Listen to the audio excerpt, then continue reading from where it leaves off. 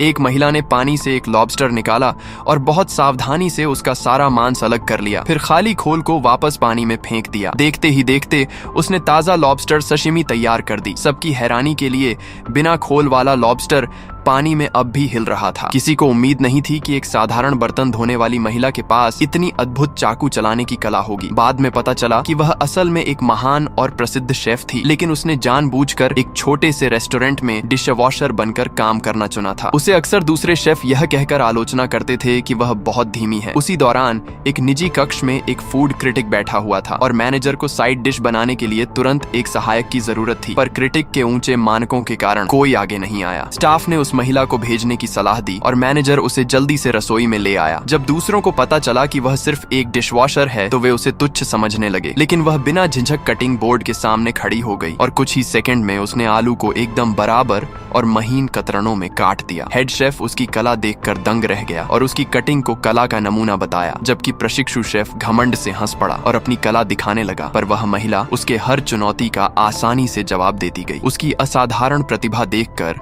Head chef ने उसे soup अकेले बनाने की अनुमति दे दी। जल्द ही बाकी सभी शेफ अपने अपने व्यंजन तैयार कर चुके थे, लेकिन उसका सूप अभी तैयार नहीं हुआ था, इसलिए प्रशिक्षु उसका मजाक उड़ाने लगा। वह शांत रही और अपने काम पर ध्यान देती रही। जब सब लोग रसोई से चले गए तो उसने जादू से सूप को तुरंत गर्म कर दिया। उधर फूड क्रिटिक ने दूसरे शेफों के व्यंजन चखे और निराश हो गया। तभी वह महिला शांत भाव से अपना सूप लेकर आई, जिसकी सुगंध ने क्रिटिक को तुरंत आकर्षित कर लिया। जैसे ही वह छकने वाला था, उसके मित्र ने उसे रोक दिया और कहा कि यह भी पिछले व्यंजनों जैसा ही खराब होगा। क्रिटिक गुस्से से भर गया। प्रशिक्षु शेफ ने भी महिला को डांटना शुरू कर दिया। जब उन्हें पता चला कि वह केवल एक डिशवॉशर है तो क्रिटिक का मित्र भड़क उठा और रेस्टोरेंट पर प्रसिद्ध फूड क्रिटिक का अपमान करने का आरोप लगाया। उसने धमकी दी कि यदि हेड शेफ खुद यह सूप नहीं पिएगा तो वह रेस्टोरेंट बंद करवा देगा। अपने प्रिय रेस्टोरेंट को बचाने के लिए हेड शेफ ने डरते हुए एक घूंट लिया, जबकि प्रशिक्षु अब भी महिला को दोष दे रहा था। लेकिन जैसे ही हेड शेफ ने सूप चखा, उसकी आंखें आश्चर्य से फैल गईं